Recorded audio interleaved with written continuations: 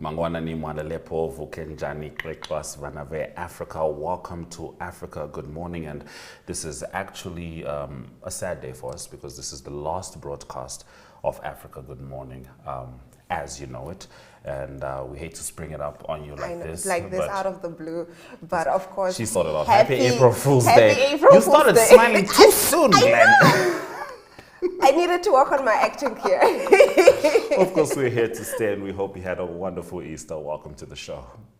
Well, thank you for bringing us in, Yes. Ashwin. I hope you had a wonderful Easter. It was wonderful. It was really good. It was very restful. I saw that he was bragging. Yes. Yeah, I see the Betty in you. Oh, yeah, it's essential. Well, getting into what you can expect in today's broadcast, South Africa bus crash kills 45 Easter pilgrims from Botswana. Japanese authorities inspect a second Koyobayashi pharma factory after deaths. And in Mozambique, Maputo ports increased traffic by 16.7%. We'll also be talking to Talen Gore, who'll be filling us in on the latest news in Zimbabwe. And a little bit later on, Ari Hohat will bring us the world of sports.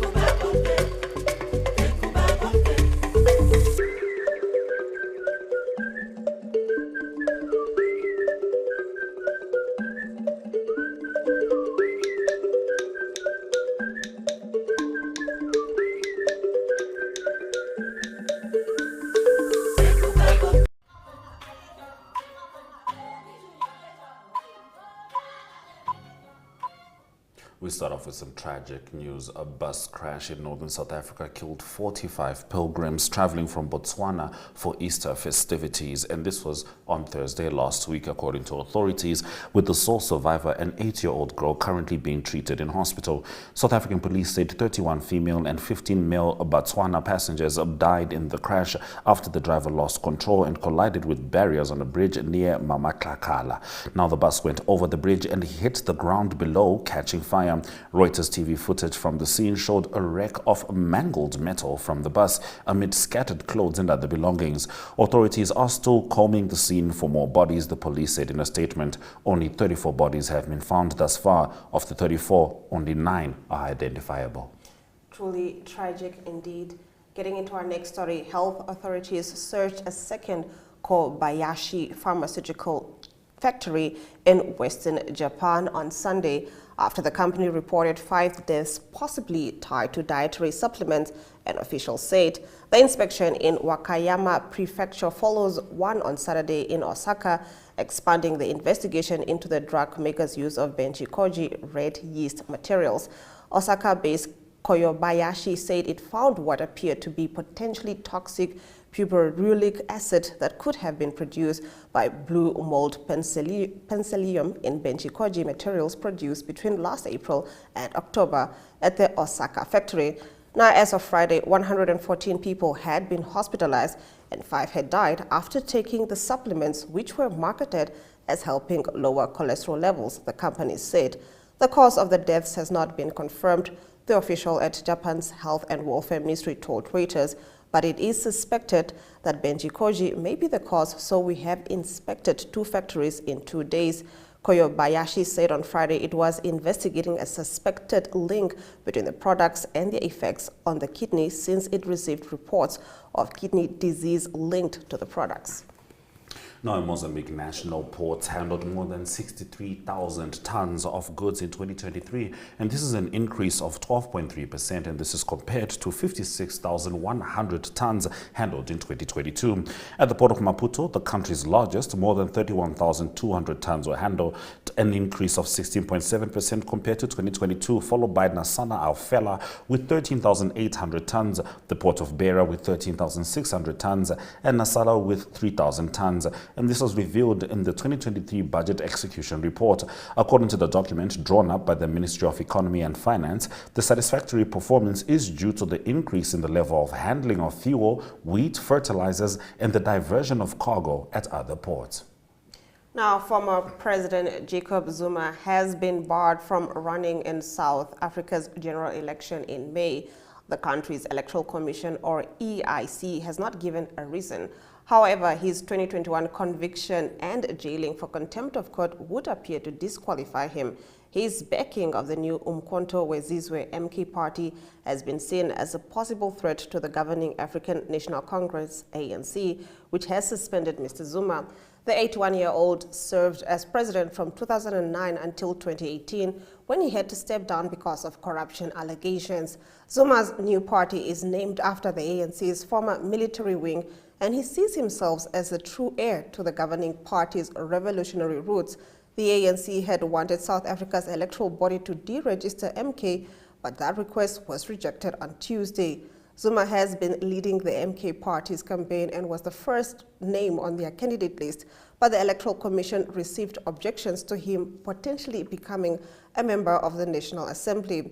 Rather than voting directly for a president, South Africans elect members of the National Assembly. The head of whichever party gains a majority then becomes the country's leader.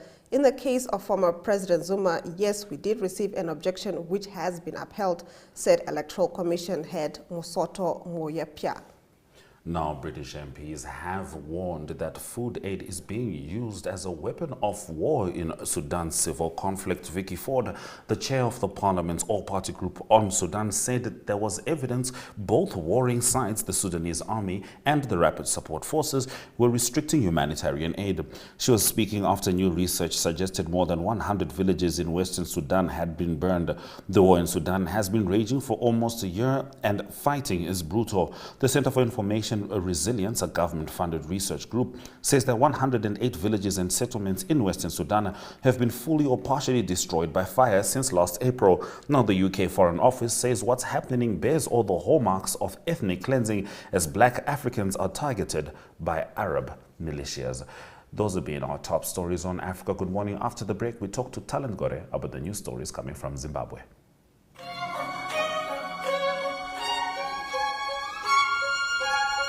Welcome to Namibia, where adventure meets tranquility. With Enjoy, you have access to a wide range of accommodations to suit every traveler's taste and budget. Experience the finest dining and hospitality Namibia has to offer. Booking your dream accommodation is just a few clicks away with Enjoy.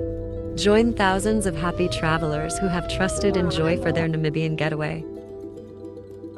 Your gateway to unforgettable Namibian adventures.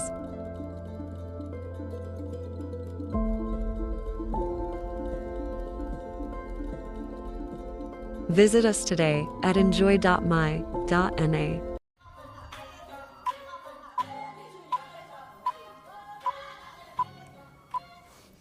Here to bring us the top stories all the way from the House of Stone is Talent Gore. Good morning, Talent. Good morning, Ashrin, and good morning, Glenora. Africa, good morning. All right, now getting into your first story. The government has banned importation of 10-year-old used vehicles. Yes, the Zimbabwean government has outlawed the importation of vehicles older than 10 years. Statutory Instrument 54 of 2024, Control of Goods, states that anyone who imports a second-hand vehicle aged 10 years and above shall bear the cost of re-importation. Prior to the latest SI, second-hand motor vehicle aged 10 years and above required an import license from the Industry and Commerce Ministry. In 2020, Finance and Economic Development Minister Mthuli Ncube imposed a ban on second-hand private use of vehicles above 10 years from the date of manufacture. Ncube made the policy pronouncement while delivering his 2021 budget, but however, government made a U-turn in 2021, and critics right now are saying that government officials seem to want to be the only who are able to afford cars while the rest of the country looks on in envy. ordinary Zimbabweans have been turning to cheap Japanese second-hand vehicles as locally are priced beyond reach. So you find out that in Zimbabwe, in the streets of Zimbabwe, much of the vehicles that are found here are from Japan. So right now the government is saying that they have banned the importation of second-hand vehicles, and anyone who brings a second-hand vehicle which is 10 years and above, we have to report it and send it back to where it came from, because they do not want those cars here in Zimbabwe. In 2021, they made a U-turn. They had imposed a ban like that, but they made a U-turn. But right now, they're saying that they want to uphold that ban, and anyone who imports a car that is 10 years and above has to re-export it to where it came from. All right. Now, tell us about hundreds of marriage certificates which were issued after September 2022 being considered null and void. Yes, apparently there's a new law that President Mnangagwa signed. So all marriage certificates that were signed or that were issued after September 2022 may be null and void because they cite a no longer valid law. On May 27, 2022, President Emerson Mnangagwa passed into law a new marriage law, which is the Marriage Act Chapter 517, which brought radical changes to the marriage laws in Zimbabwe, with the Marriage Act 511 and Customary Marriages Act Chapter 5 and 7 being repealed. The Act introduced a civil partnership and a qualified civil marriage and recognizes an unregistered customary law union as a marriage. The law also states that marriages are entered into only between men and women above 18 years, making it a criminal offense to facilitate marriage of persons under the ages of 18 years.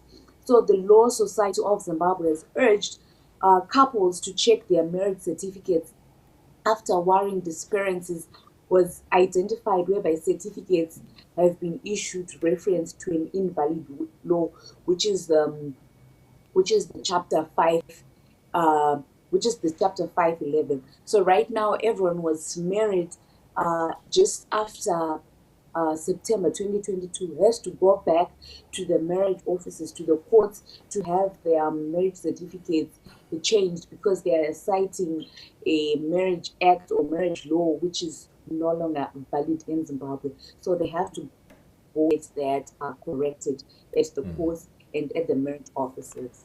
All right, just to further explain this. So civil partnerships will now be able to be recognized as marriages, and lobola means you're married. Yes. Yes. Okay. Oh, that's cool an stuff. interesting development indeed. Yeah. You have my lobola. I know. Yeah. So meaning you're married right now.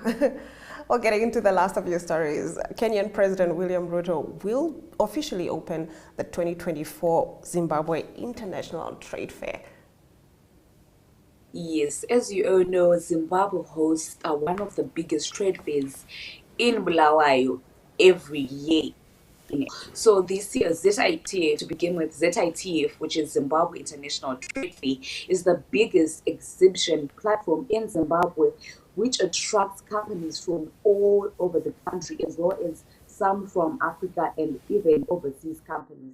So you see companies will be coming in, showcasing their businesses at the ZITF, and it is usually held in Bulawayo, which is the second largest city in Zimbabwe. So Kenyan President William Ruto will officially open the 2024 Zimbabwe International Trade Fair, and this year's fair is scheduled for April 23 to 27, running under the theme Innovation, the Catalyst for Industrialization and Trade. The official ceremony will be held on April 26th, and that is where President Ruto will officially open the ceremony. And as I have said, the ZITF, it attracts businesses in the country and beyond. So people will be able to go to the ZITF and showcase their businesses, and some will come as far as China to showcase their businesses here in Zimbabwe. So much people are looking forward to this year's Zimbabwe International trade fair. And I'm sure Bulawayo's Mayor Doug Coulthard is going to have his hands very full with this trade fair. Thank you for bringing us. Yes, he's a very enthusiastic mayor. I believe he refused to get paid or something of the sort. Yeah, he refused to have a new car. He says that they can't afford to buy him a new car. We just use the old ones that are there. Because in Zimbabwe, people have, especially mayors and councillors and ministers and members of parliament, they have a tendency of wanting new cars when they come in.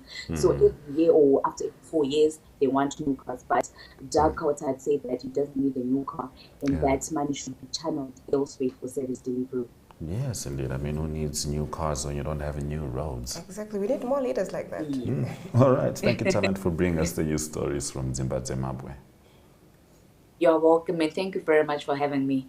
It's always good having you on Africa Good Morning. Let's have a look at the weather on Easter Monday.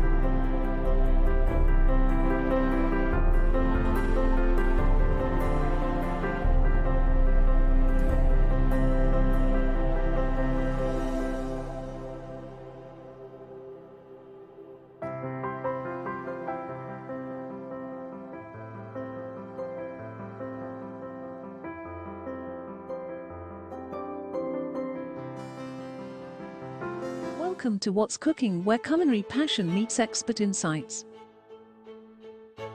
Somebody must really want to cook and want to cook good food. Immerse yourself in the bustling world of professional kitchens as top chefs create mouthwatering dishes. Join us for in-depth interviews as our host explores the experiences and expertise of our guest chefs. Don't miss out.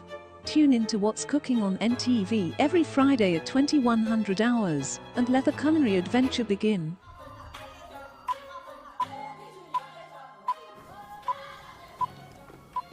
The Mozambique Central Bank became the first in Africa this year to reduce its benchmark lending rate at successive meetings after consumer inflation slowed to an almost 4-year low. The Banco de Mozambique cut the gauge known by the Portuguese acronym MIMO to 15.75% from 16.5%, Governor Rogério Zandamela told reporters in the capital Maputo. It's the first time since the height of the coronavirus pandemic that it's lowered rates at 2 consecutive meetings.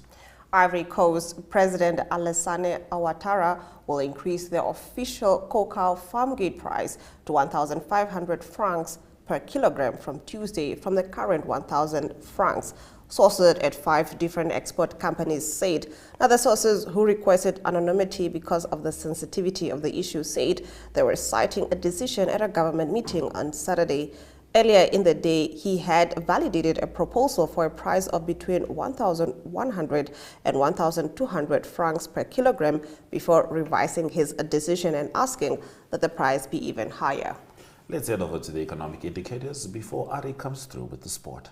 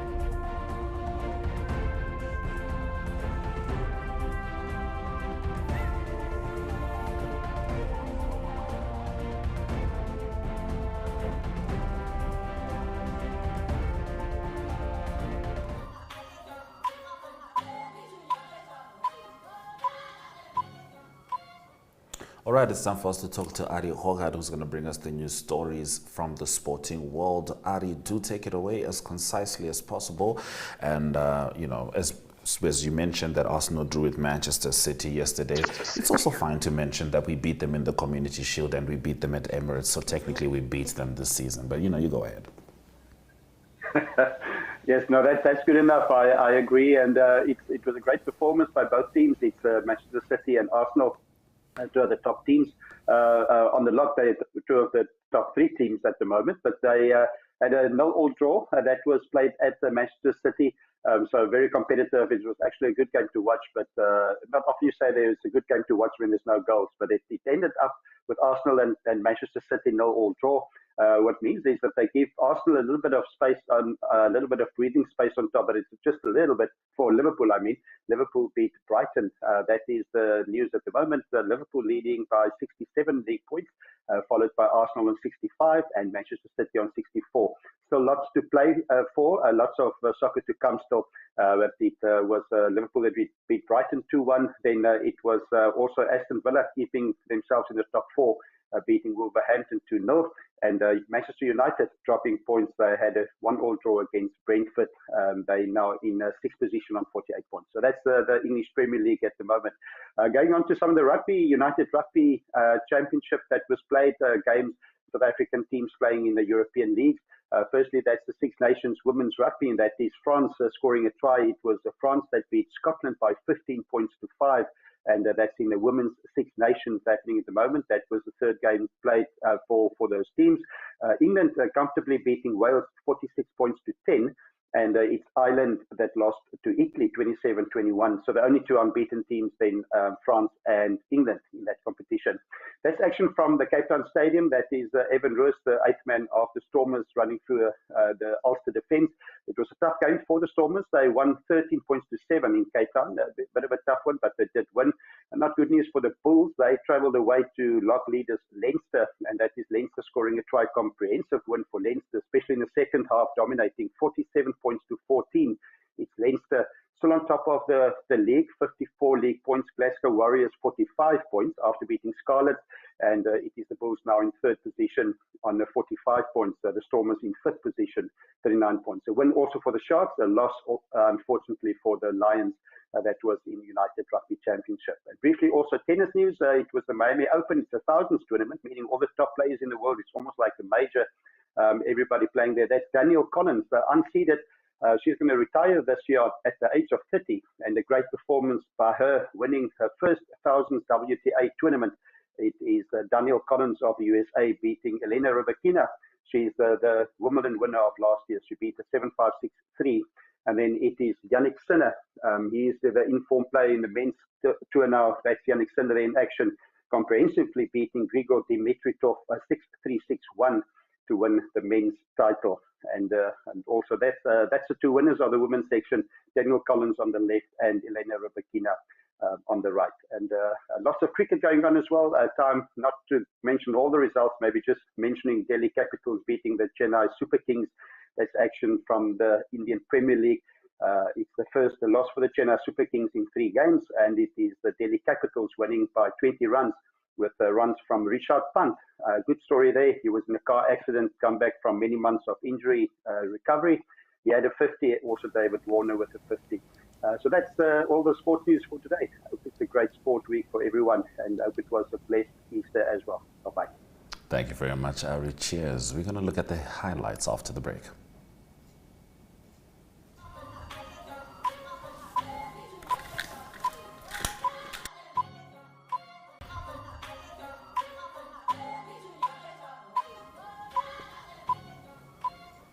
Thank you for staying with Africa. Good morning on Easter Monday, April 1st. You decide whether it's April Fool's for you or not, but there's nothing to joke about Easter. Let's look at the highlights. South Africa bus crash kills 45 Easter pilgrims from Botswana. Japanese authorities inspect second Kobayashi pharma factory after deaths. Mozambique Maputo port increases traffic by 16.7%. And Mozambique becomes first in Africa to cut rates twice in 2024, according to Bloomberg. And with that, we've come to the end of the broadcast. And once again, thank you for joining us on this beautiful Easter Monday. From me, Glenora Shipura. And me, Ashwin Berry. See you tomorrow.